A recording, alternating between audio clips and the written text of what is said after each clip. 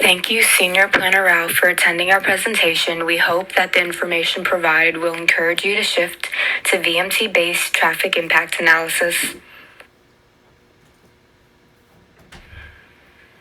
One method to measure congestion is level of service, which tries to capture what a driver feels when they experience delay. As you already know, LOS characterizes delay using a grade from A to F, A being free flow traffic and F being congestion. LOS is calculated with a volume to capacity ratio.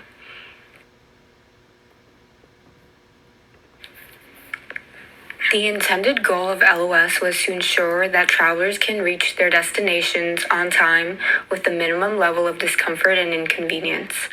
LOS was initiated for the development of highways to expand the usage of private cars. LOS is affected by factors such as heterogeneity of traffic, speed regulations, frequency of intersections, the presence of bus stops, on-street parking, roadside commercial activities, and pedestrian activity.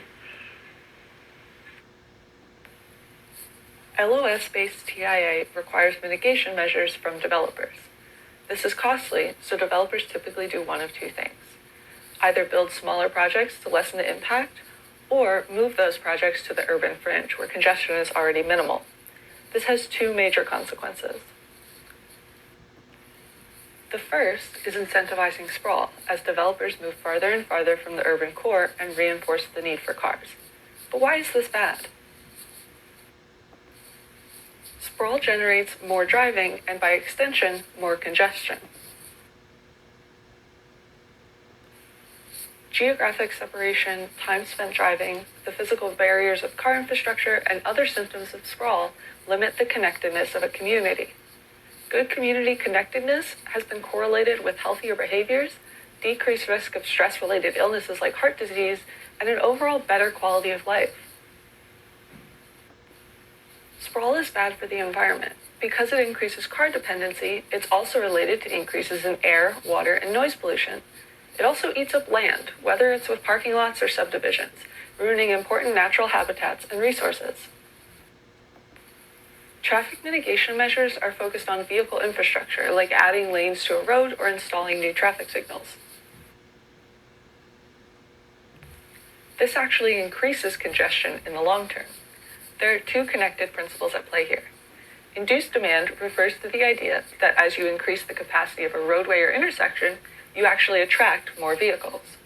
People switch to this newly improved roadway from different times of day, routes, and modes of travel in a process known as triple convergence.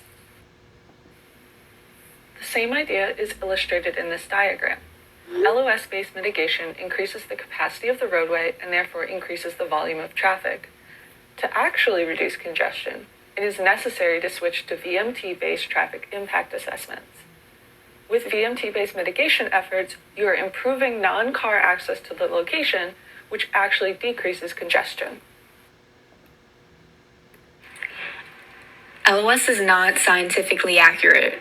One of the reasons why is because it only assesses car traffic.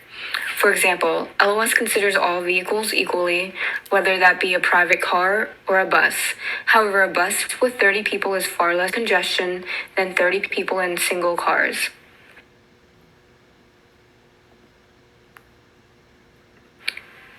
To conclude, LOS focuses on the performance of a particular line opposed to the conduct of the entire transit network.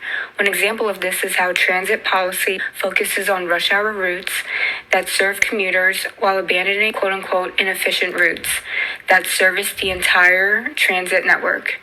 In turn, cities are shaped by this layout that prompts sprawl. The downfalls of LOS-based TIA can be reformed by adopting vehicle miles traveled-based TIA.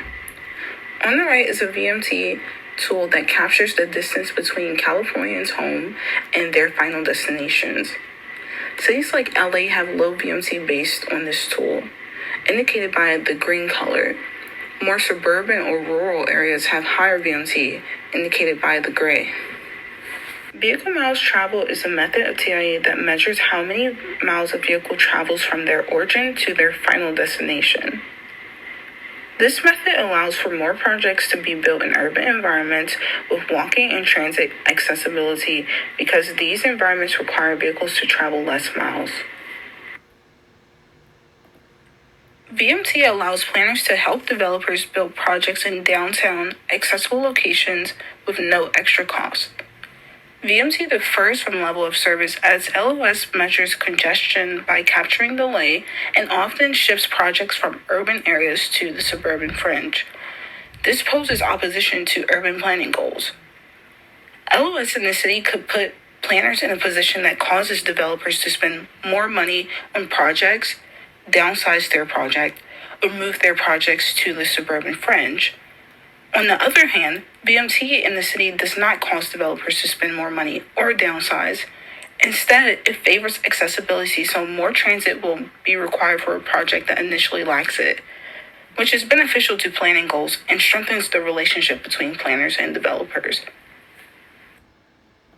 In addition to VMT giving planners the ability to help developers, low-impact VMT is attainable for planners.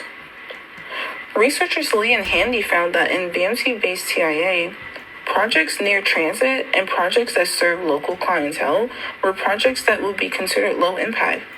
This categorization is important in furthering the goals of senior planners. Having a low-impact VMT not only saves developers money, this also strengthens the relationship between planners and developers. And it creates convenience and efficiency for the city or town that the planner services. VMT aligns with planning goals, and the Davis, California study is evidence of this. Researchers Lee and Handy conducted a VMT-based traffic impact analysis of a project that built a target on a previously undeveloped area and compared that to an LOS-based TIA. The results? LOS required developers to pay out of pocket to add or alter lanes and traffic lights. This could cause a strained relationship between planners and developers and opposes the goals of senior planners by making livability more difficult for their city dwellers. Under VMT, the target is locally serving retail, so it does not impact vehicle miles traveled. It would actually shorten shopping trips for locals and prevent developers from paying for mitigation that LOS would require. Both outcomes of benefit to planners. This project occurred under LOS, and the result of that is traffic mitigation that makes this target harder to access for locals and easier to access by car, as you can see in the image at the top. On the bottom, you can see what the project could have looked like under VMT. Our final recommendation to you is that when conducting traffic impact analysis, planners should begin to use the shift from level of service to vehicle miles traveled if they hope to better fulfill their planning goals in executing sustainable cities that enhance accessibility as well as connectivity. Administering traffic impact analysis utilizing level of service causes major residential and commercial developments to continue to revolve around the dependency of a car. This enhances the progression of urban sprawl and ultimately hurts our communities and the field of planning. With that being said, transitioning your fellow planners to utilizing VMT enables the creation of compact, walkable, and efficient cities and communities that do not have a necessity for cars. By enacting the development of high-density communities and cities, we are serving the people as planners. We are opening accessibility to resources, entertainment, jobs, and opportunities that many people may not have seen living in areas where their abilities are hindered because of their accessibility. In conclusion, the future of our field lies in the decision to implement the use of vehicle miles traveled oriented traffic impact analysis, allowing the focus to shift on sustainability and preserving our environment and health of our communities while we plan. In the field of planning, a lot of variables are taken into consideration. The environment, the way the developments around us are affected, the way traffic is affected, and the way that the individuals within these communities are affected. As senior planner, you are being prompted with an opportunity to fundamentally shift the entire premise of the field and benefit a lot of communities as well as the environment.